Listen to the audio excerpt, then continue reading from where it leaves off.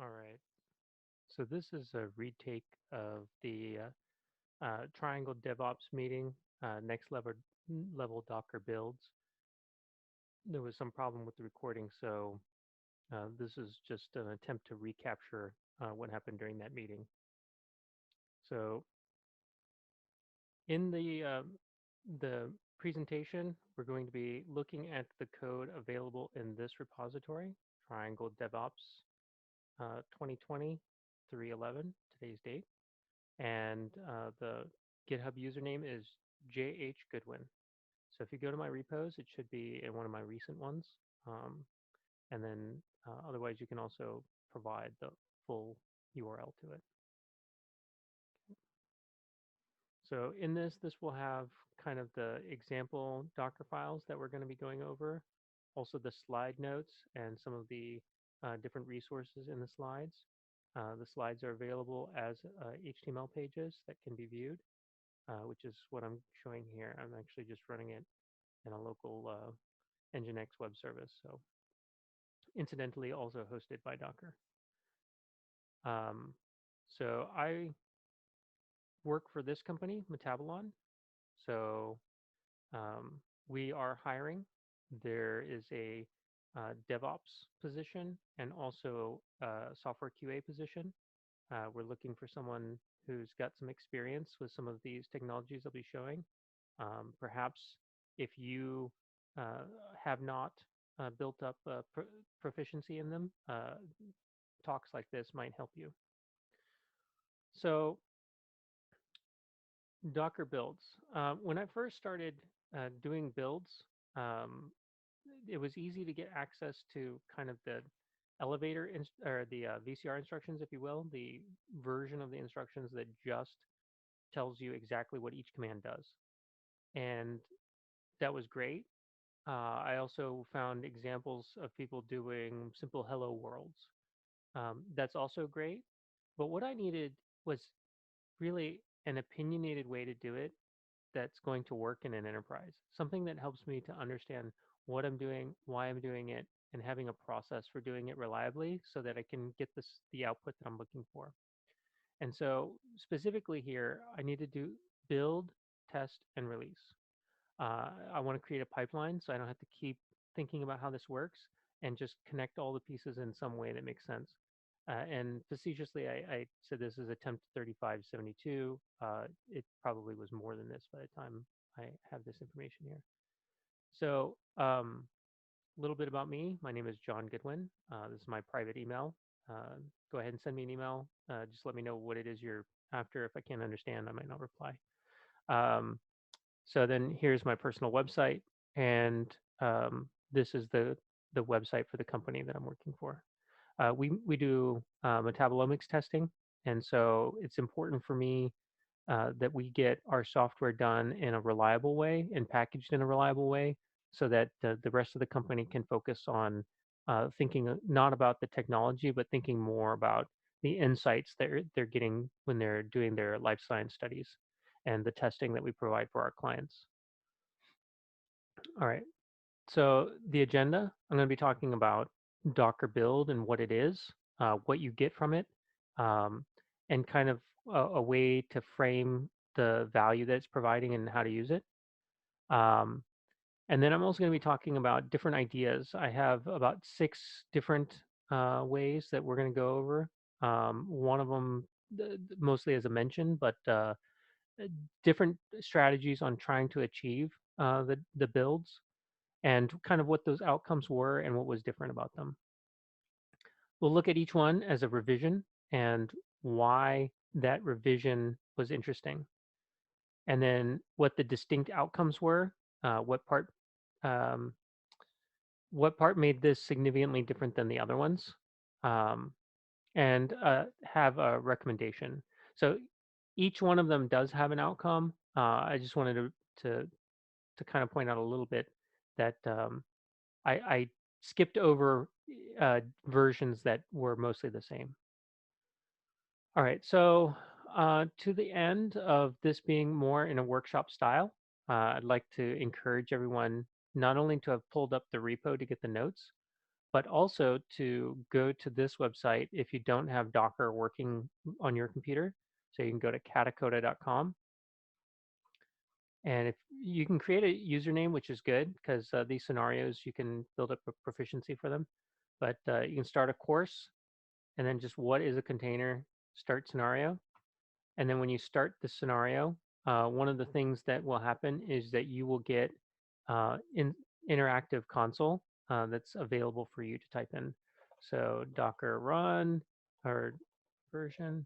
So you can see here, you get access to some sort of an instance uh, that has Linux, also has uh, other commands that you can run, you know, some resources. It's not a big machine, but it's enough to follow along with this guide and do work. And also, if you wanted to do these courses on Katacoda, um, they're pretty good.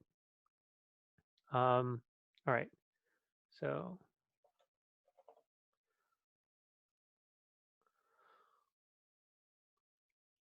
Docker build. What is this thing? So it creates images. Images are just um, they're just tarballs. So the idea here is this is a package that you're going to send over, um, but the package is created mostly by doing a run plus a commit. And so there is a root image that you can create from scratch using Docker import. We're not really talking about that one in this section, but we're talking about the using the Docker build command. And so that one, if you think about it discretely, what you're really getting is basically syntactic sugar around run and commit. There's a few other commands to set environment variables and in your current working directory and such, but mostly this is what you're getting. All right. What's it for? Um, you want to create an image with your application's files inside. If you're doing something which is not that, for example, maybe you're making Word files to share and all that kind of stuff, that's great. You could do it, but don't do it. Like that's a weird use case. Um, Mainly, this is for sharing applications, and this is creating a state for something that's not going to change and is designed as a runtime. Some kind of an application is going to be inside of it. It's for bundling apps. Um, if you had some sort of a file that didn't really change very often, for example, like security certificates, potentially you could package it inside of a Docker file. It'd also be possible to do. It is a packaging strategy. So if you're familiar with APK, apt, yum, one of these kinds of package managers, NuGet, npm, is very much in the same spirit as these kinds of different packages. And the idea is that to provide you access to bundled resources, some kind of an application that you can hook up to, and to give it to you in a way that's easy to consume, right? And so this ecosystem with containers was built around this idea that they're going to um, not only give you the files, but also give you kind of an easy way to manage, pull down, build on these kinds of different tarballs. So one of the things I wanted to do is to prove um, that they're just tarballs. Now, as fancy as this looks, I didn't come up with it. There's a thread on Stack Exchange um, where this was done. So hold on. So the first thing you need to do in order to talk to a container registry is you need to have a token. So we'll go ahead and make a token. So this is a Java web token. And so this thing that you're getting back, one of the fields is .token, which is passed in as a bearer token. So we need to pass it in with the subsequent requests. I'll go ahead and show what this looks like without extracting the blob sums.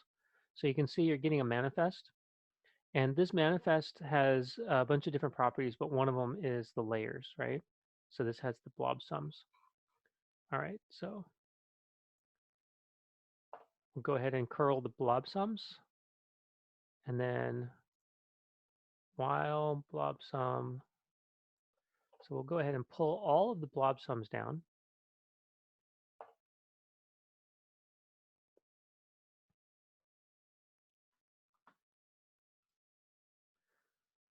All right.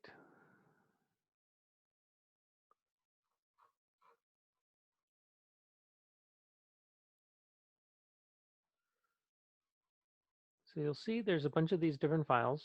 One of them has 26 megs in it. We'll go ahead and extract that here.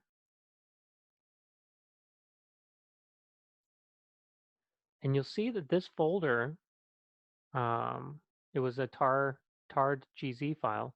And this folder looks like a file system, right? It's got a bin folder. It's got a bunch of binaries in it, programs that you're probably used to running. And so it's just a tarball. So we'll go ahead and move this to the trash, move these to the trash. All right. So getting back to the presentation slides. Um, yeah, so this all to say that basically these are tarballs, and that's what we're managing here. All right, so the context of this application that I'm going to be showing you is in an application that's similar to like Node.js or Python apps. If you have a Java, a C Sharp, a C app where you do compiles and you have unit tests, there's perhaps some other nuances that are worth talking more deeply about. But there should be a lot of takeaways that you can get with a talk like this. All right, so um, publish Docker file. The idea here is that we're going to create the build external to the Docker file, and then we're going to copy the files into the Docker file only. Okay. And so just to start over with this one, let's do deactivate.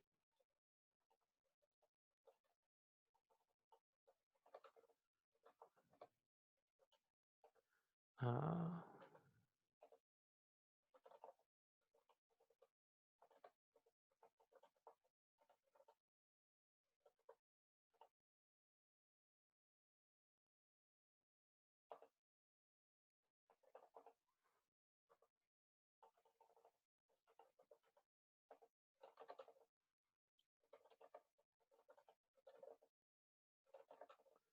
all right. So trying to get it closer to the state that it was in when we started. So in this version of it, I mentioned here that this would be the build, but actually this, if you look at the pip command, the pip command mentions here that is for Python 2.7. If memory serves, the application that I'm doing here is for Python 3.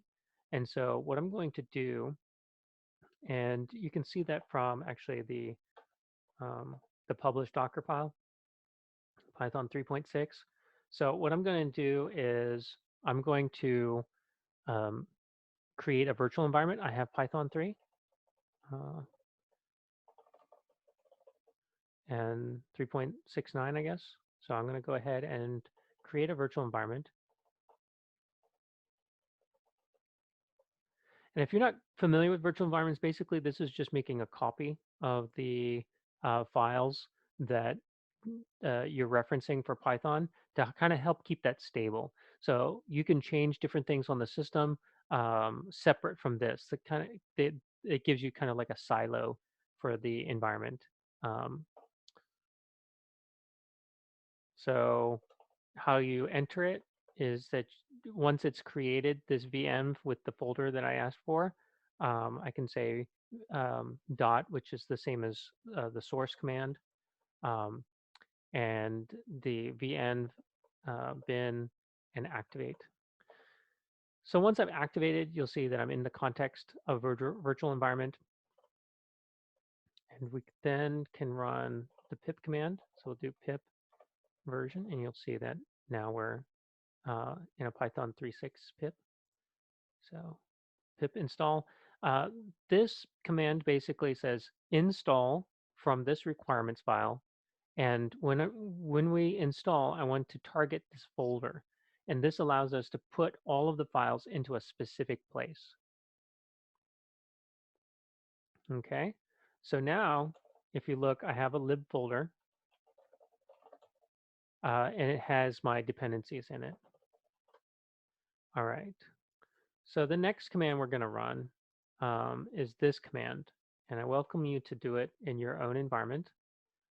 You can, inside of the Katacoda environment, you can do a git clone against my repo on GitHub. It will work. I already tested that.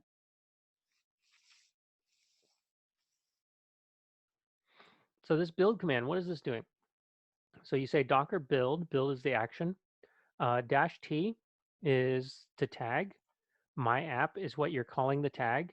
If you don't provide a colon and like a more specifically, this is the repository, and then they have a tag which is after the colon. If you don't provide it, it will be automatically done as latest.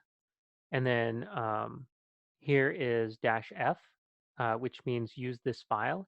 If you don't provide it, it will look for a file that's just called Docker file. And this last argument here, the dot, is the build context or the folder that's considered the root of this process that we're doing here. And so if you look here, this basically created a Docker um, image called my app, and it ran through all of these steps. And hold on, let me image.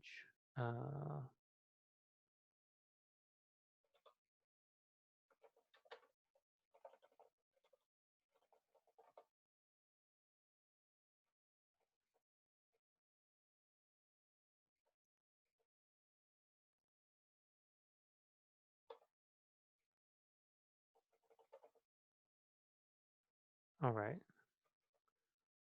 so let's build that again. So what I did here is I just deleted a bunch of images just so that you would get a chance to see what it looks like if you don't have it. But one of the reasons also why I did this is you can see earlier I made the point that those are just tarballs.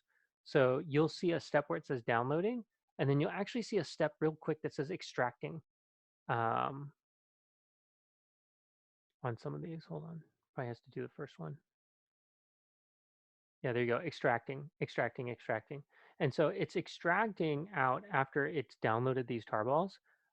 It's extracting out the files that were inside and putting them on disk to create those folders that represent the logical layers.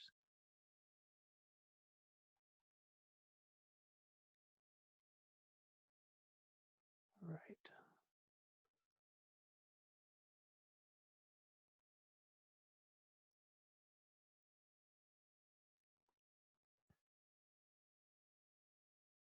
All right. So once it did from library Python, it had to do all of that work to make sure that we could do the from this. Then it would do a workdir, which is basically setting the current directory. And then here, set the environment path for Python to app site and app lib. And then copy site to site, lib to lib, and then set the entry point for Python to site app.py. All right.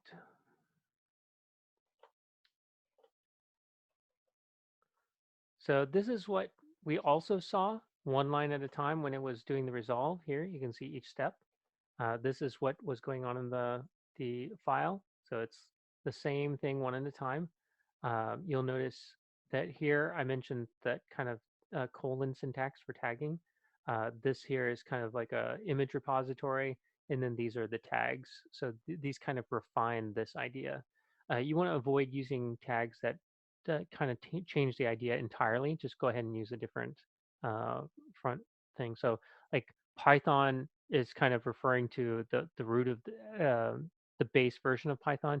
You wouldn't want like different tagged versions of this to be um, Python with your app. Like that would be a weird pattern.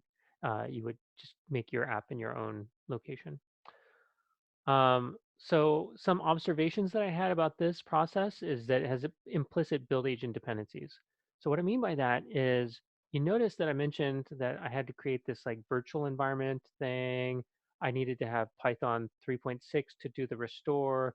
I did this pip install requirements text target lib, and this was not in the Docker file. And so that's kind of implicit. Um, so what happens if the computer that does that is not the same OS as a different one that does it? These are steps being done by a build agent. And so who's a build agent, right? This is whoever is responsible for performing the actions of a build. This could be a person, this could be a program or a process.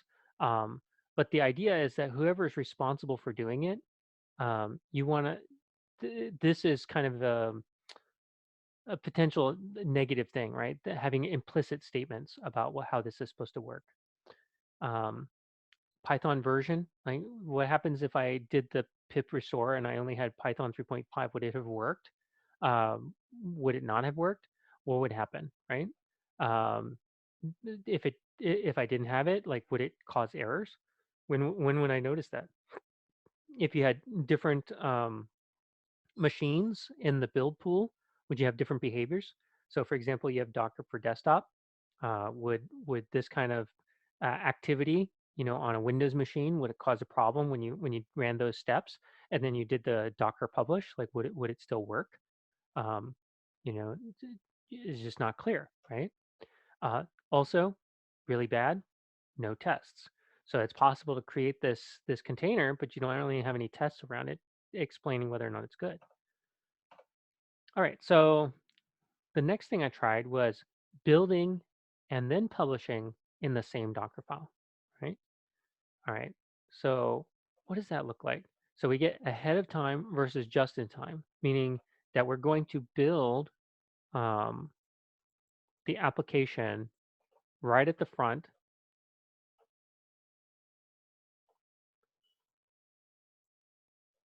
In the other way of doing it.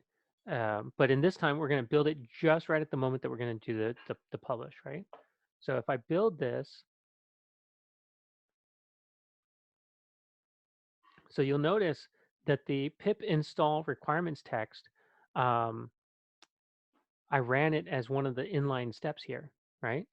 So that allows me actually, if you notice, before I had to create like an extra Python path to say, put this into lib, and then I was copying the lib folder in, right? I don't have to do that here because that's all part of the same guy, right? I can just install it in the root because nobody else is going to use this Python. It's only used for this purpose. So um, I also tagged it with my app latest. Now, if you notice, I have Docker image ls, my app latest 48 seconds ago. That's this one. None 5 minutes ago. This is the one that we created with the first command. And so when you do latest, this is the implicit, um, you know, value for this colon. And when a repository tag combination is reused, it will take it away from the prior one. And then what happens is you'll lose your tag on that prior one. And then some images will only have the image ID and no tags for them. If I tagged an image multiple times, it would actually show the repository tag and repository tag, but then two of them would have the same image ID, and that's legal. That's fine. There's nothing wrong with that. All right. So some observations. The build environment is now controlled. There's no question of what kind of a operating system, the state of the system for files. Like, did you have leftover files, extra files, unchecked in files? Like all of that is managed now. Um, or at least how it's supposed to work. just it copies site to site and then it runs, right? So there's no question about how those files got in there. It's basically stated as part of the steps. Um, the container might have some extras, meaning like you might have caches, you might have SDK related files. If it's an application that has to be compiled, you might have build dependencies like a compiler. You might have header files, things like that. Um, and again, this still has no tests. So moving on to version number 3, right? So this is the same build publish idea, but then afterwards we run Docker tests through Docker run. So I want to get access to the test artifacts.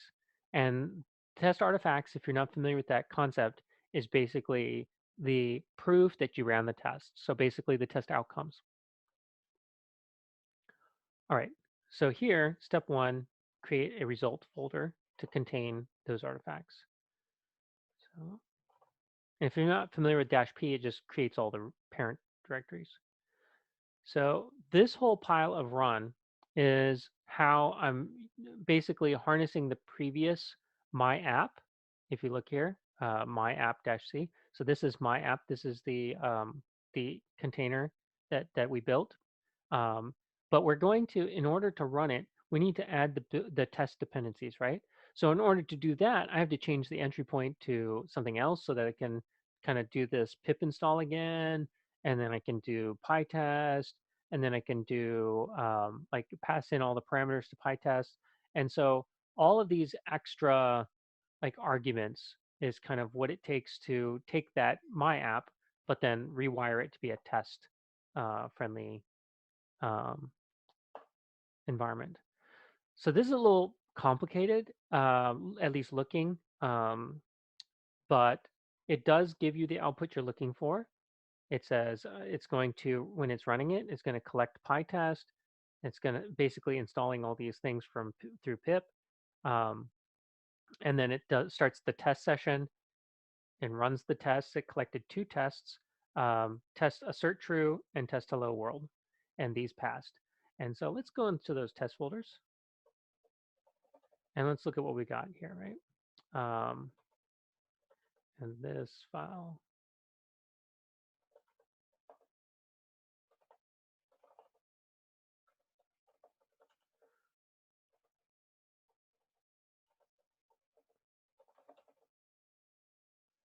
All right.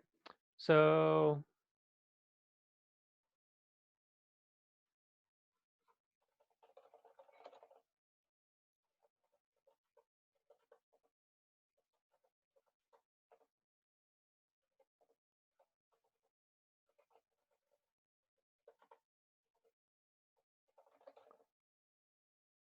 all right. So I have the test output here. Um,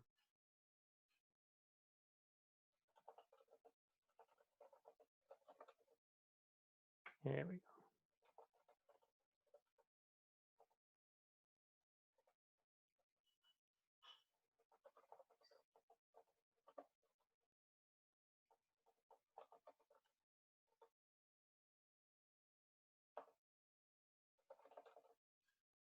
All right. So Cruft from testing out my repo from before.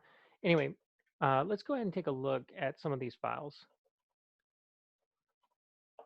So the first test file, I used PyTest.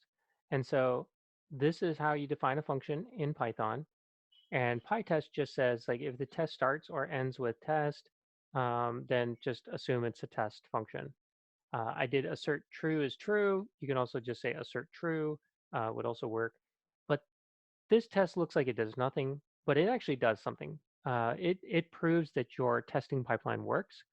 When you run it, you should see this test acknowledged, just like we saw earlier. It said test assert true passed, meaning that the collector was able to go into that folder and find the test and run it. So it keeps you from having to worry too much about what kind of a test to create. So I often create a test very much like that kind of a test as one of my first tests to just prove my pipeline for testing is working. Okay, so cat. So So we're going to look at this hello world. And so this is an example test that's being used um, by doing from Flask import URL for. I was able to do test hello world with client. So this test is basically um, making a request to the same web server. And so speaking of web server, let's go in here and take a look. Uh, we're going to look at the application. So this is a Flask application, and this Flask application is just saying, I want a Flask application who has a route, and this route returns the result of function hello, and that function hello returns hello world. So if name is main, create run host on all IPv4 addresses. There you go, right? Like basic hello world. And so this test is going to just verify that it works. And so if you were curious about the app, we could just do it.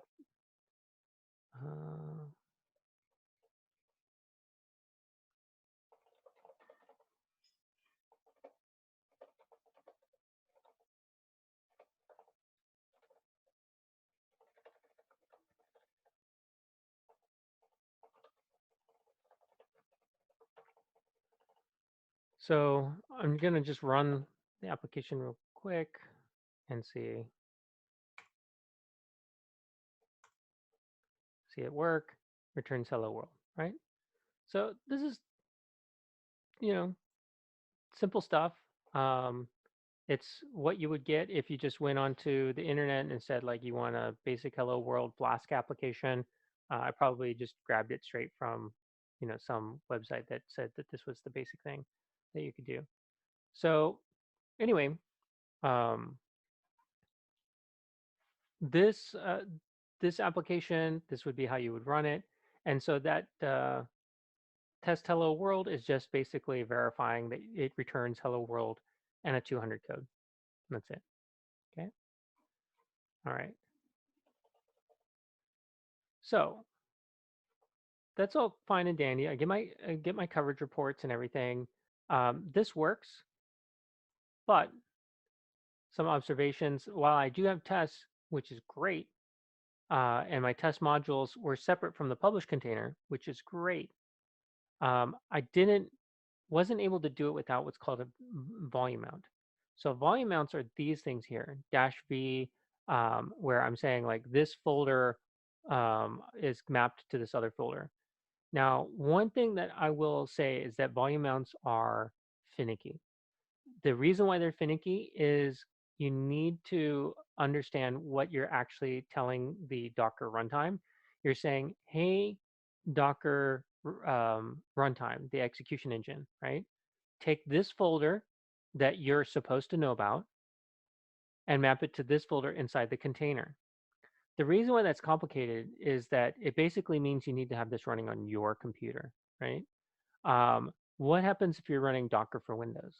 Well, they have a mapping that tries to make it work, but be aware, like there's caveats. Like it's not actually the same set of files, right? Because if you're running it in Windows or Mac or something like that, the files are actually separate. The only way it's going to be the same files if you're running it on localhost in Linux, right? So the other reason why it's finicky is, like I said, it needs to be running on the same thing as the server. So if you're using a hosted service, a cloud service like Azure has Azure Container Registry, Google has one for Cloud Build.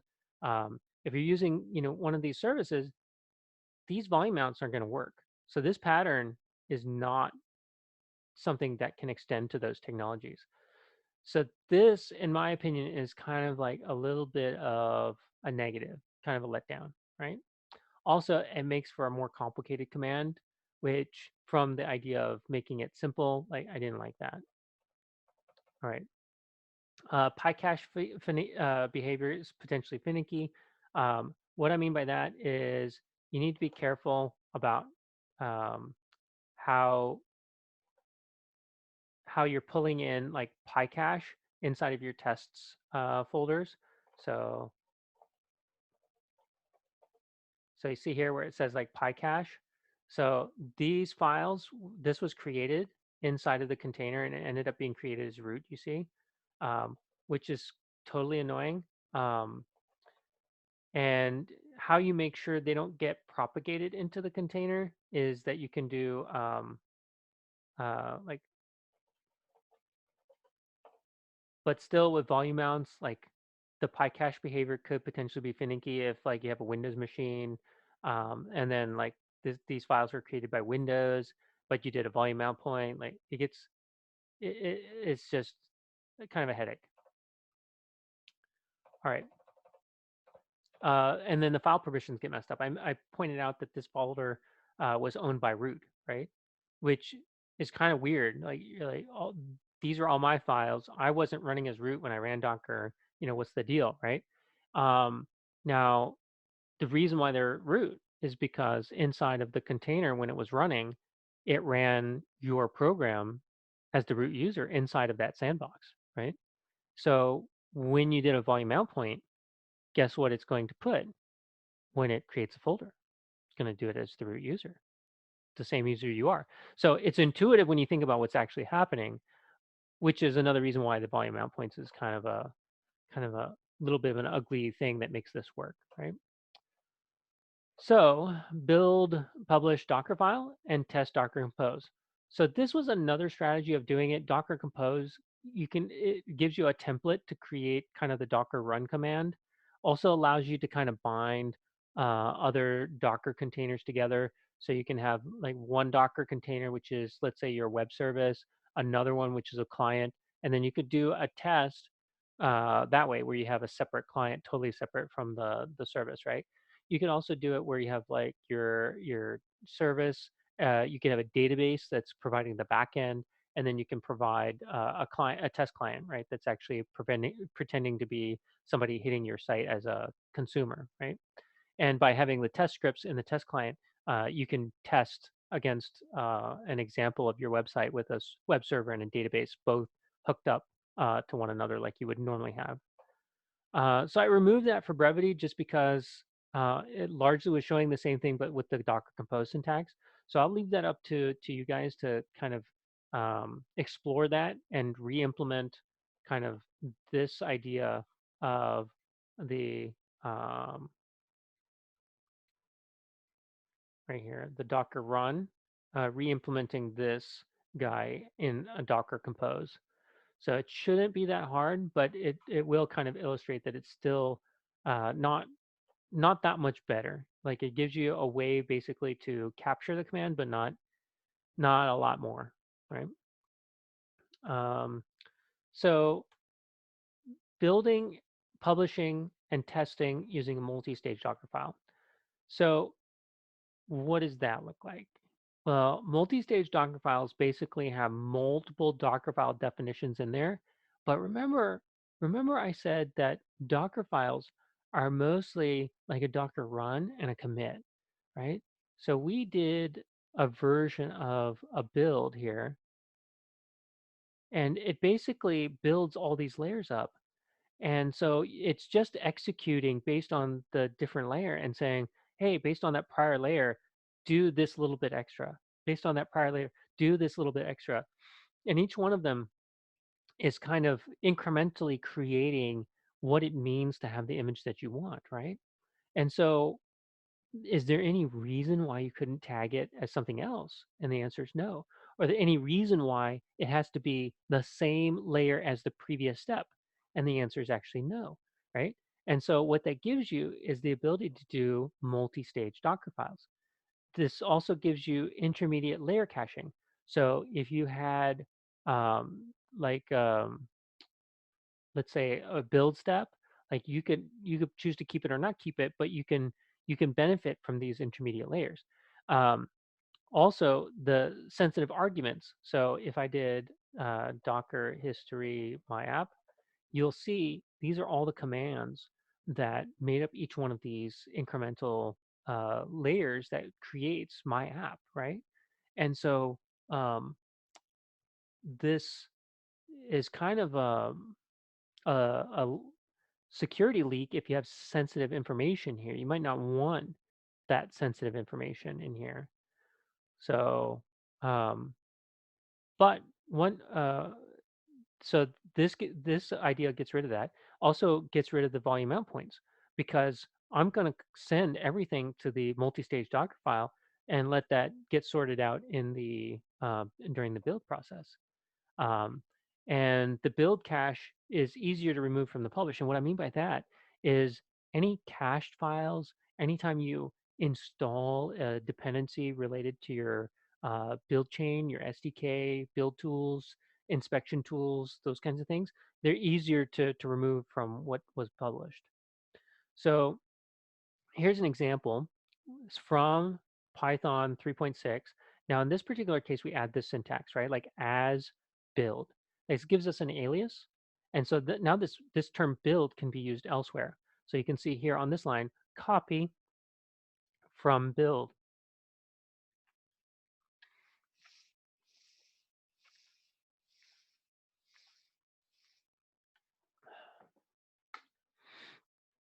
All right. So copy from build, applib to applib.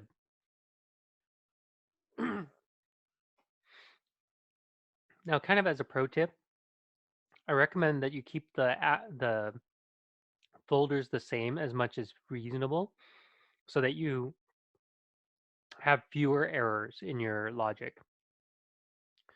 So inside of your build, you've got, we're just going to establish what it means to get the build dependencies from third-party libraries. And so here in the application space, we're going to copy the sites files, my application, and then we're going to copy the requirements text over.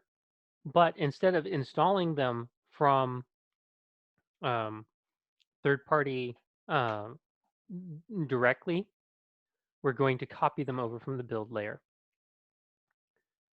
So, and then this one, we set the entry point to be that application, right? Um,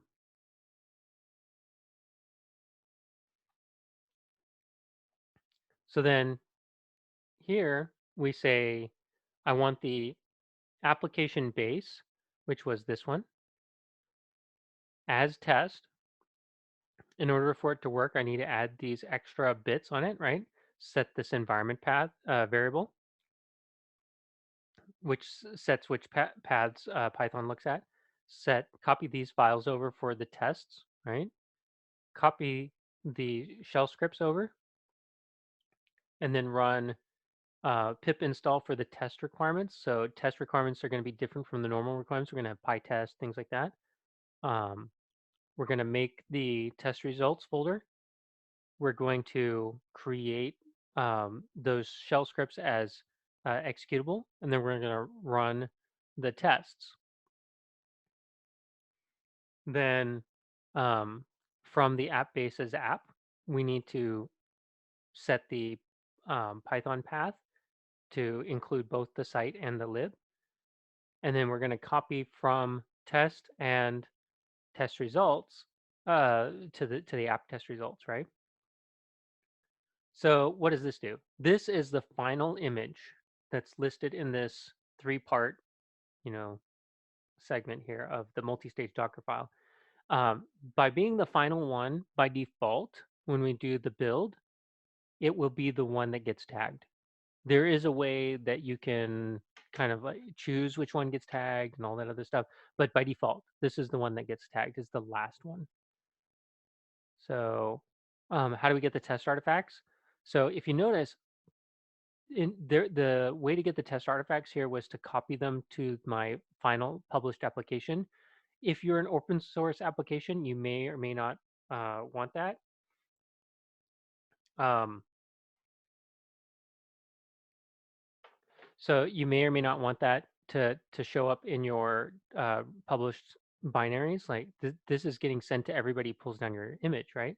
So imagine if you were, Python. Like every single person who pulls down your Python thing is going to get a copy of your test results. Maybe that's unnecessary for 99% of them. Maybe they don't care. and just that extra space would just be wasted on everybody's computers, right? And so, or maybe let's say you work for a company that maybe the content of the test is not made for public consumption. Maybe just having to answer questions about what the tests mean is going to create support tickets, which costs your company money. So, like, this is an extra thing that just is totally unnecessary. It might actually create detriments. Um, so, but like, how else are you going to get it? Well, there is a way that you can get it. You can ask for the layers not to be removed for multi-stage builds, like that it would actually leave this intermediate layer, but it's kind of complicated on how to access it.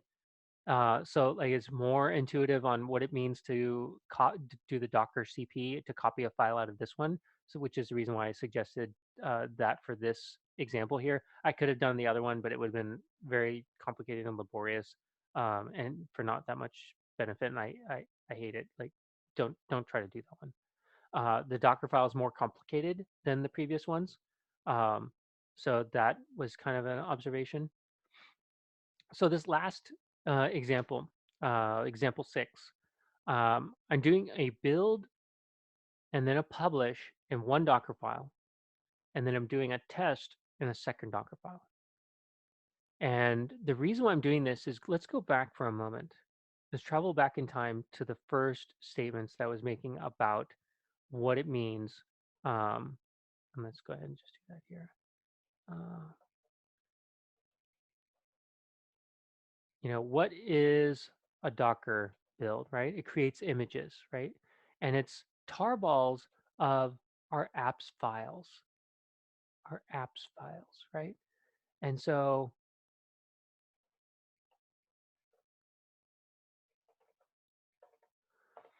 our apps files and our tests would be in a different file because it's a different app. It's not the application I'm going to publish. I have the first one, which is the app I'm trying to publish, and the second one, which is the app I'm using to validate.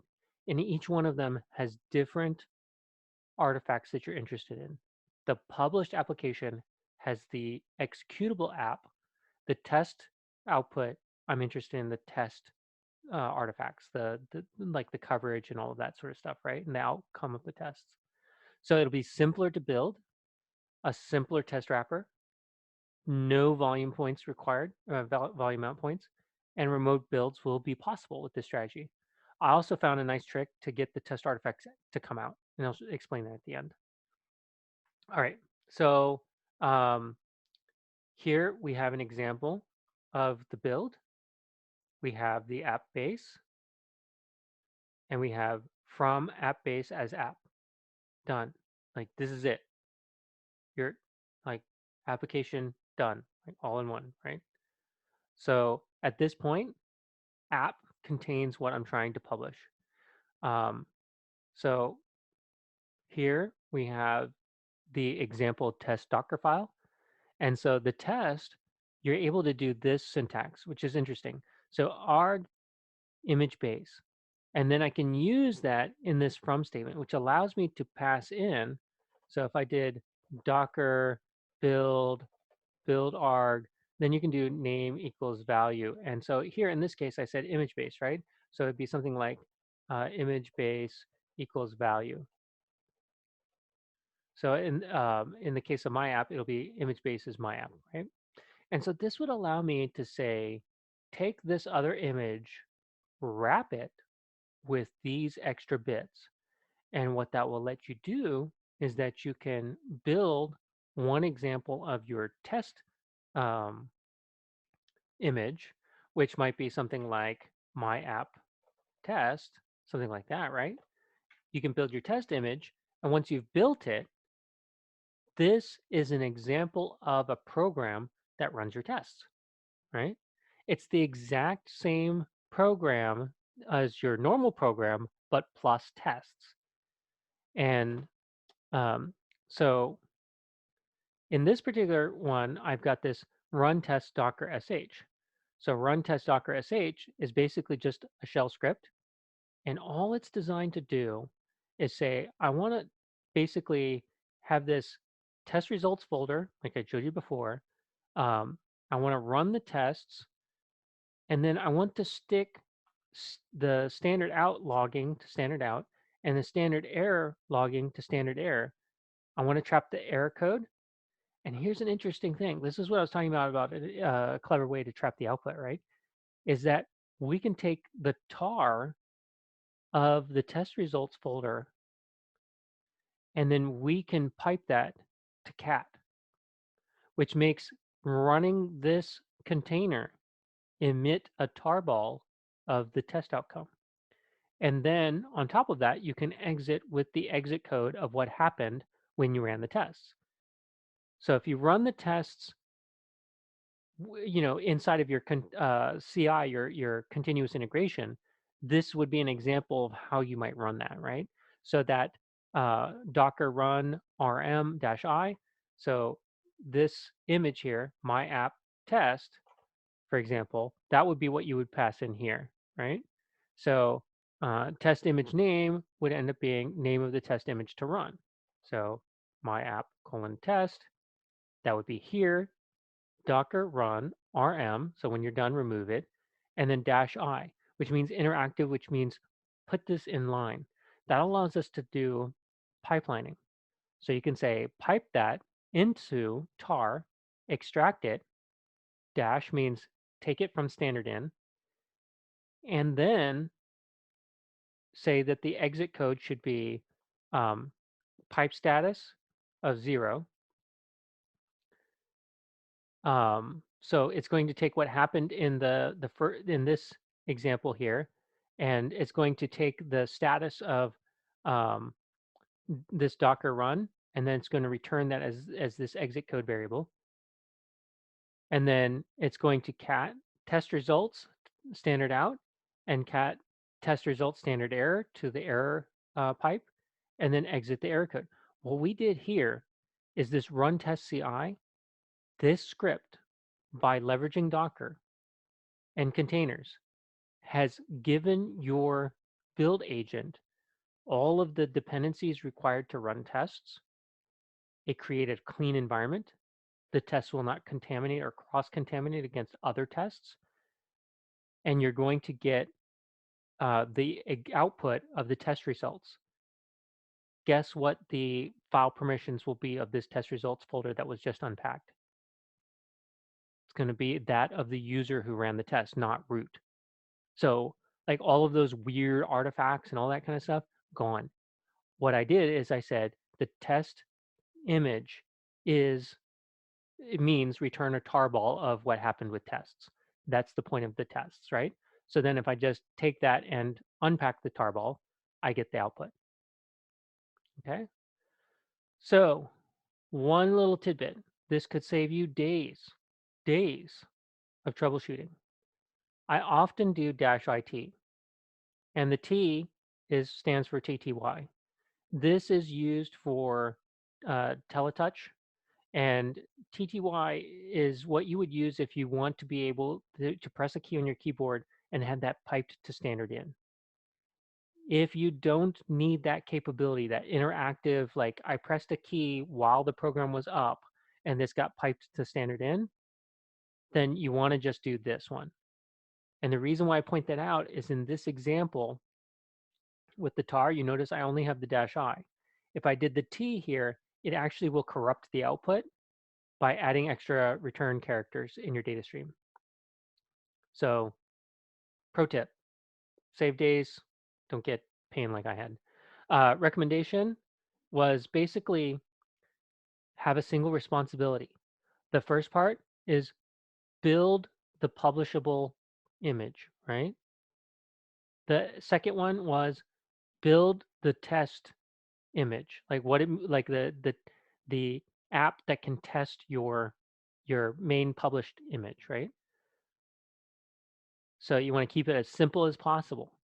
You remember in this test one, by doing it as a test Docker file like this, guess what's going to happen when I change my test requirements? This first one, not going to change, just this one. And if I keep it simple, there's a good chance like the definition of the Docker file itself won't change hardly at all Very very little will it change. Like the content of the test folder will change, but that's not much else. So um, you want to do command chaining. So the idea that you're making it possible to run the program, return the results, and create chains of commands. This is a powerful way to think and will allow you to make pipelines. Um, so one thing that came up in the former talk that I just got done, this is actually a retake. Um, Someone pointed out that let's see here, that there's something to be aware of with image caching, right? I didn't really talk about image caching. So how image caching works is that when you are running your build, it will go to the first line that has anything different from the first time it touched it. So if you're copying files, is the hash of those files the same as when it did or is running the command now? If the answer is no, that it's not the same, then it will invalidate this line and copy and rerun every line afterwards. But as long as the lines are the same, then it will actually use the cached copy until it gets to one that's different. And so the core advice here is put the stuff that hardly changes at the top, put the stuff that often changes at the bottom, and you'll get the best experience from your Docker build. So as a discrete example here, in my example test Docker file, if I'm iterating on my tests, this copy tests to test, this should be under my pip install test requirements because probably my test requirements are not changing very often. So if I put this below pip install, then changing my tests, I'll be able to leverage um, all of these commands from above, and only the copy test to test, and then setting the entry point. Like only that kind of stuff is going to change, and then it's going to rebuild it. But that part's going to be quick, right? So I'll have very short iterations. So it's very helpful tip that someone pointed out. Someone pointed out that there's also an Android effort. I'm not familiar with the Android effort. There's a GitHub repo for that. Um, and so yeah, those are some interesting things that were pointed out by others. Um, So some references. The Docker documentation, very useful, pretty good. A little bit on the elevator instructions, again, not too opinionated on how you should use it. Katacoda, that was the one I was suggesting that you could use in order to get access to a Docker executable that's set up. But they also have good lessons. So if you're interested in learning Docker or Kubernetes, they have some pretty good lessons there. Create a sign-in so you can build your proficiency profile, which is good. Um, Dive is a Docker image tool. Uh, Fascinating tool. Let me show you this tool real quick. So Dive My App.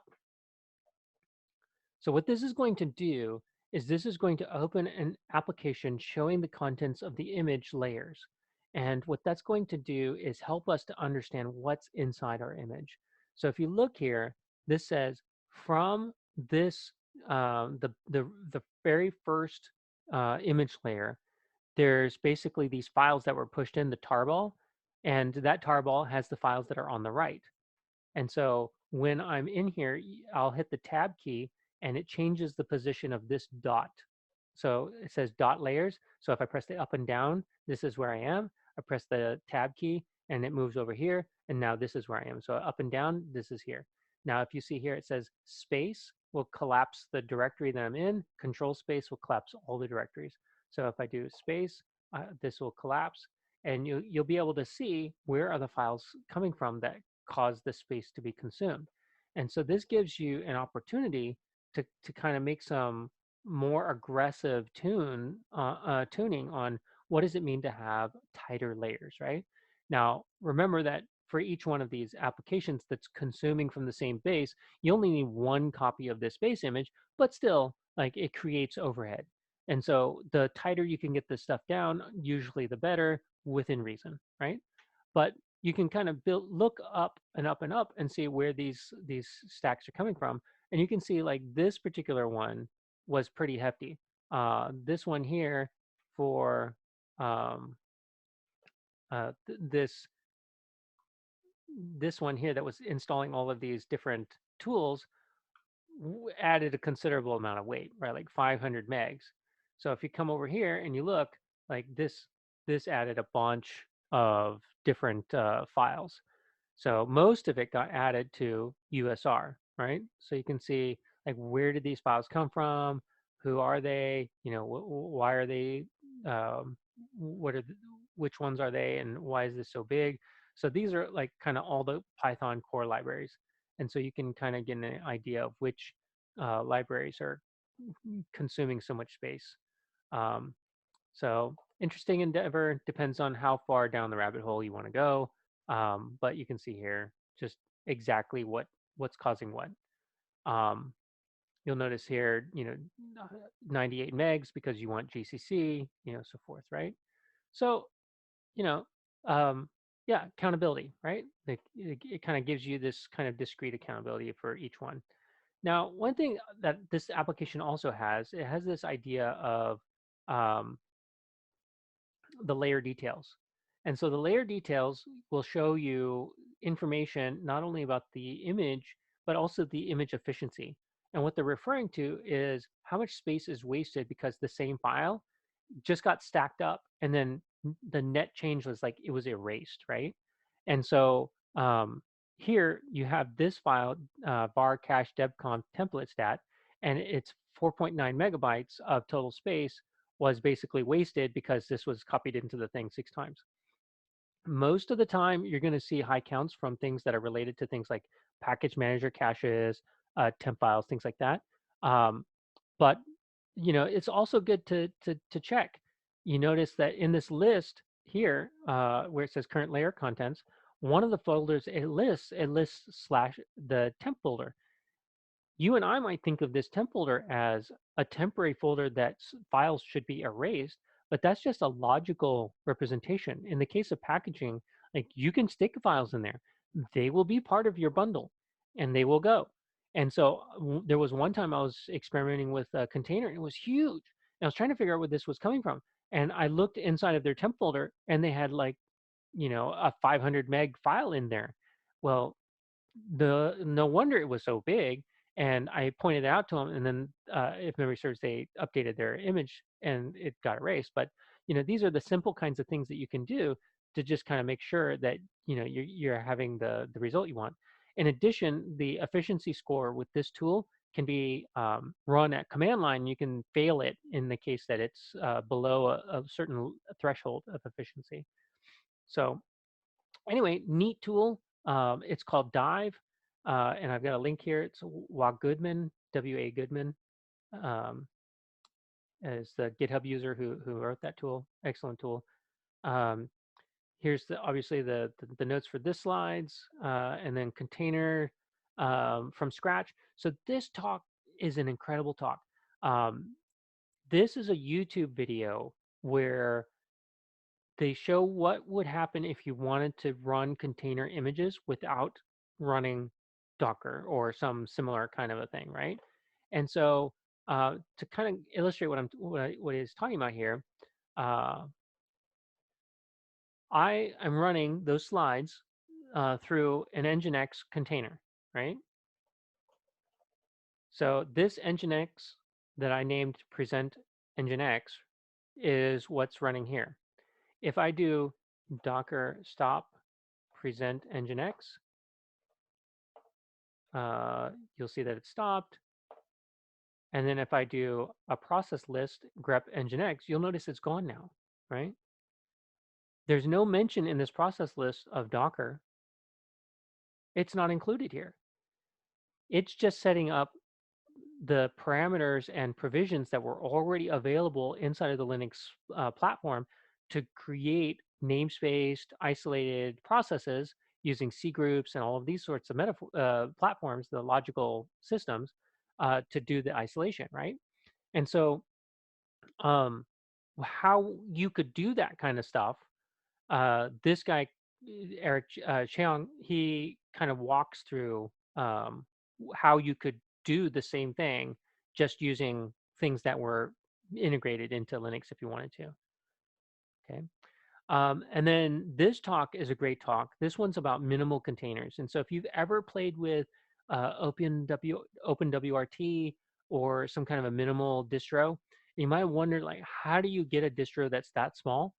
Basically, you get the source for Linux, and then you just build with the menu config, make menu config, you basically set the configuration parameters that you want to turn off everything else that you don't need, right? So if you look at Alpine, the reason why Alpine is so small is that they've basically turned off everything that doesn't belong in there, with huge amount of you know prejudice against every kind of an app that they could. Well, if you wanted to be even more aggressive, you can create a runtime that doesn't have bash, it doesn't have, any app in it except your app. You could make it where you just had one app and like all of the other tools were gone. So you could make apps that were basically smaller than what you could get with Alpine versions of these apps, right? So that one was a great talk. He also talks about how this concept that the images are just tarballs, how that works. And this last talk was also another great talk. This one was using Sysdig, which is similar to LSOF. So if you've ever used LSOF, it's similar to like Process Monitor for Windows. It basically is this kind of logging infrastructure where you can hook the system, and then based on top of the kernel, you can get access to what exactly is happening on the system. And remember, because I pointed out that these are just processes, right? You're just running a program. Since they're just processes, if you have multiple Docker instances running on the same computer, the interaction, if you have, let's say, a Docker compose that says, I want an app server, like some kind of a web service, I want a database, I want a client tool or whatever it is, and you're not understanding the behavior, the interaction between them, you could use a tool like Sysdig to kind of drill that out. It'll cross the container boundaries and tell you what's happening at the system level, right? Like, and they have different things. I think they call them chisels. It's this idea that you can create a template for how to represent what it is you're looking for.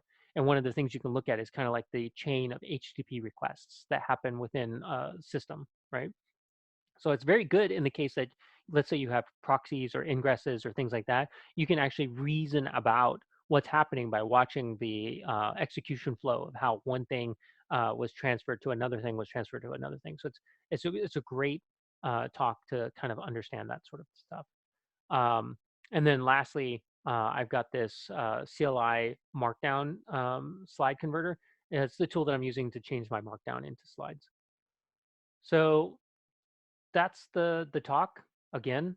Hopefully this is useful for those that I've promised the talk recording to. And I hope everybody has a good time. And again, Metabolon is looking for uh, a DevOps or a software QA. So if you're looking for somebody for a place to work, a team that's working on these kinds of technologies and has access to kind of an exciting market to apply, a strong background to, consider us. Um, and then you can hit me up on Meetup or send me an email and I'll connect you with the right people. Or you can go to our careers page and contact HR and just uh, engage with them to find out more. So, all right. Thank you. Have a great night.